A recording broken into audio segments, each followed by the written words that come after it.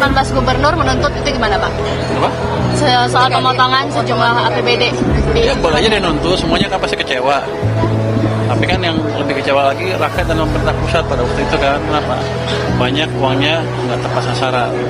Jadi kalau mereka betulin itu sampai dengan triwulan kedua tahun depan dan kelihatan bagus, kita akan pikirkan.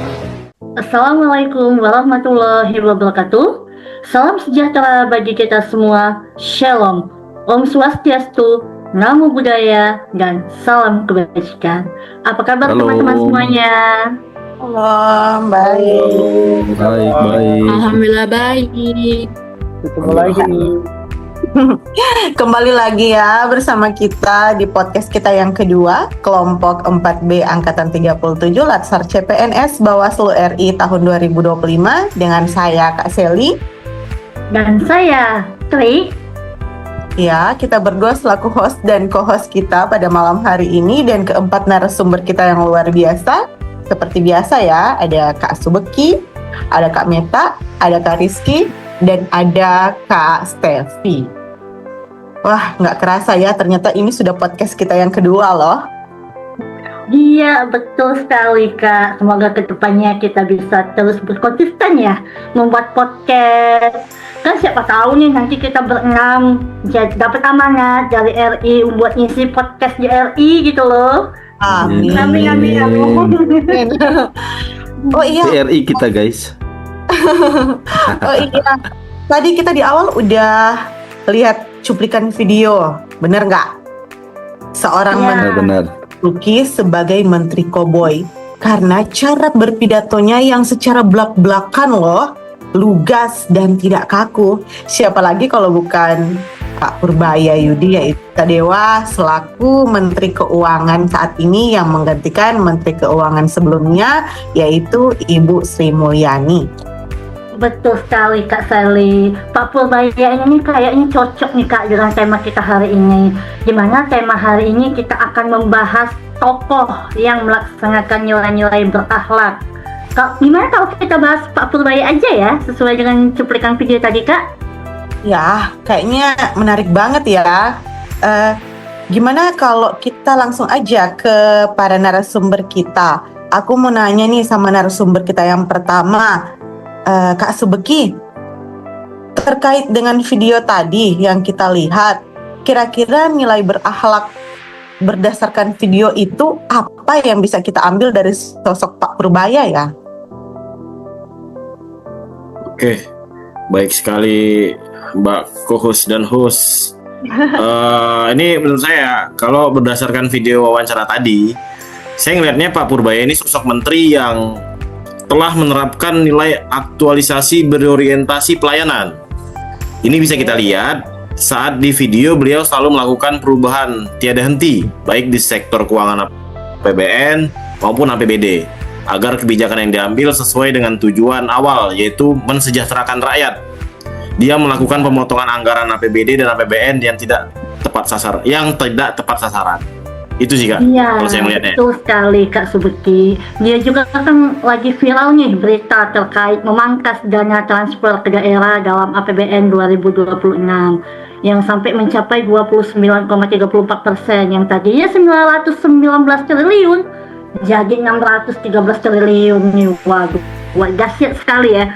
Otomatis kan hal ini bisa memicu penolakan para kepala daerah, di mana kepala daerah akan bingung ke depannya untuk menjalankan kebijakan mereka nantinya gimana. Benar nggak Kak?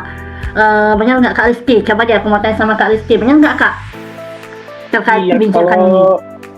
Oke. Kalau dari aku sih pastinya bingung ya kalau dari kepala daerah ini, kalau kita lihat dari sisi negatifnya nih. Tapi kalau kita lihat dari sisi positifnya nih, justru hal ini bisa ngebuat kepala daerah melakukan perbaikan sistem. Seharusnya kepala daerah itu sejak awal udah bisa mengelola anggaran dengan baik tanpa kebocoran. Kan Pak Purbaya udah jelasin tuh bahwa soal kelanjutan pemotongan. Nantinya Pak Purbaya ngomong nih akan ngelihat kondisi keuangan negara ke depan. Kalau emang ekonominya udah bagus, pendapatan pajaknya naik, korteksnya udah bagus, biaya cukai nggak ada bocor, pajaknya nggak ada bocor. Harusnya kan naik semua kan kinerja daerah. Kalau naik semua, Pak Purbaya akan ngasih lagi nilai 29,34% pemotongan tadi ke daerah.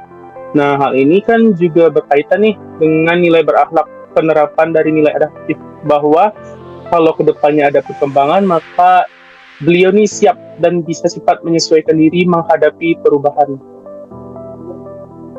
Gitu Kak. Ya. Betul Kak. Kalau aku sih ngerasanya betul ya Kak Rizky.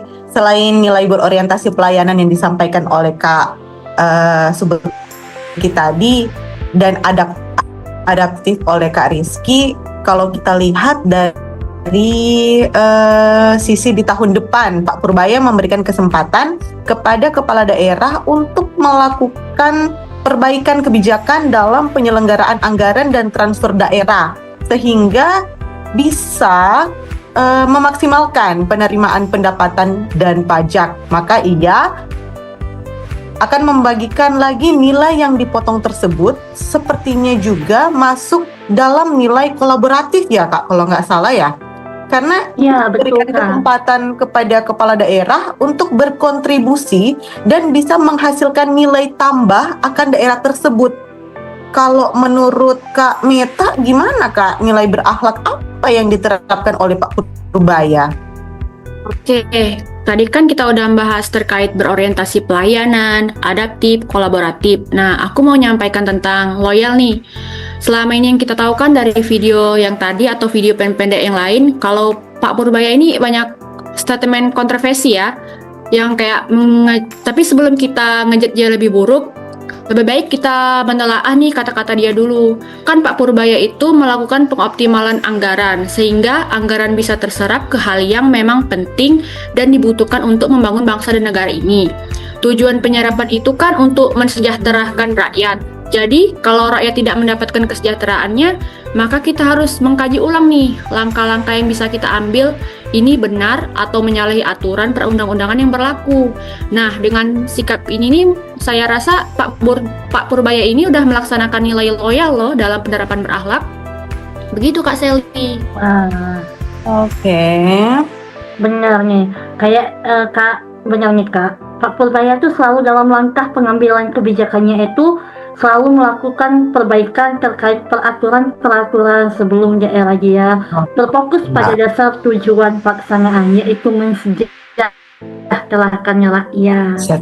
Terkait mensejahterakan rakyat nih Kak Seli ya, dan para narasumber, kita tuh juga nggak bisa lepas mengenal nilai kompeten yang dia jalani. Kenapa? Karena dengan mengembalikan tujuan penyerapan anggaran itu untuk mensejahterakan rakyat Indonesia yang sesuai dengan ketentuan berlaku sesuai dengan Undang-Undang 1945, Pak Purbaya telah melaksanakan tugas dengan kualitas terbaik dari dirinya, di mana ia ingin merupakan penyerapan nilai kompeten dalam berakhlak. Jadi secara nggak langsung bisa berkaitan antara loyal dan kompeten. Nah, kalau menurut Kak Stepi deh, menurut Kak Stepi, nilai apa Kak yang bisa kita pelajari dari sosok Pak Purbaya ini, selain dari yang teman-teman sebutkan tadi? Ada berorientasi pelayanan, ada kompeten, sudah ada loyal, adaptif, dan kolaboratif. Ya, oke. Kalau menurut saya nih, kalau Pak Purbaya ini menjalankan nilai harmonis, di mana bisa kita lihat dari video tadi bahwa dia menghargai dan menerima kritikan dan menghargai pendapat dari para kepala daerah terkait pemotongan anggaran transfer untuk daerah atau TUD. Namun tetap memberikan solusi yang tepat dan cepat, sehingga Pak Purbaya bisa membuat suasana tetap kondusif tanpa ada huru-hara berkelanjutan di luar sana. Nah, dalam artiannya Pak Purbaya bisa mengontrol emosi para kepala daerah tanpa adanya tuntutan berkelanjutan dari para kepala daerah tersebut. Nah, selain harmonis, saya rasa Pak Purbaya juga menerapkan nilai akuntabel, di mana dia melaksanakan tugasnya selaku Menteri Keuangan yang bertanggung jawab dan berintegritas tinggi. Nah, ini dibuktikan dengan dedikasi beliau untuk bangsa dan negara Indonesia ini. Walaupun beliau baru menjabat kurang lebih 2 bulan ya, tetapi beliau sudah melakukan banyak gebrakan untuk memajukan ekonomi bangsa Indonesia. Nah, itu menurut saya. Oke, wah langsung 2 nilai ya Kak, harmonis dan akuntabel. Keren Benar-benar. sekali kakak-kakak kita ini dalam penjabarannya, luar biasa ya para narasumber kita ini. Sepertinya kalau dari tadi tuh kita sudah menguliti Pak Purbaya selaku Menteri Koboy. Sorry, maaf, Menteri Keuangan maksudnya. Terkait dengan nilai-nilai berakhlak yang diterapkan dalam melakukan dan melaksanakan kebijakan yang diambilnya, ya kan? Benar nggak Kak? Benar Kak. Sepertinya sudah semua ya Kak ya, 7 nilai berakhlak kita sebutkan. Sudah Berarti- semua ya? Iya, berarti kayaknya Pak Purbaya ini walaupun baru 2 bulan menjabat sebagai Menteri Keuangan, tapi sudah banyak nih gebrakan dan kebijakan yang dia buat dengan tetap Terlihat mengedepankan nilai-nilai berakhlak. Ya Kak. Untuk mengembalikan ke awal marwah kebijakan, yaitu mensejahterakan rakyat Indonesia. Kebijakan yang buat Amin, untuk amin. rakyat. Betul sekali Kak. Tapi nggak kerasa nih, waktu sudah habis. Kita langsung tutup aja ya Kak. Gimana podcast kita kali ini? Gimana Kak? Tutup aja ya? Iya, Udah iya, selesai tutup Kak? aja. Iya, aku sampai bengong. Iya. Aduh, Ya, nggak kerasa ya, udah habis ya. udah habis. Jamnya Kak. Udah. Ditutup aja Kak. Iya, boleh. Tutup aja langsung aja Kak. Jangan semua ya. Mau siapa nih yang tutup? Aku apa kakaknya? Kak aja deh. Oke. Kayaknya rencana aku ngomong terus. Oke semuanya, demikianlah podcast kita hari ini. Saya selaku host hari ini adalah Tri dan Kak Sally sebagai Sebagai co-host, dan host. semua narasumber yang ada Kak Putri, ada Kak Rizky, Kak Meta, dan Kak Steffi. Akhir kata kami mengucapkan wabillahi taufiq wal hidayah. Wassalamualaikum warahmatullahi wabarakatuh. Ya, Terima kasih. Terima Terima kasih kasih. ya. Terima kasih. Dadah. Terima kasih. Terima kasih.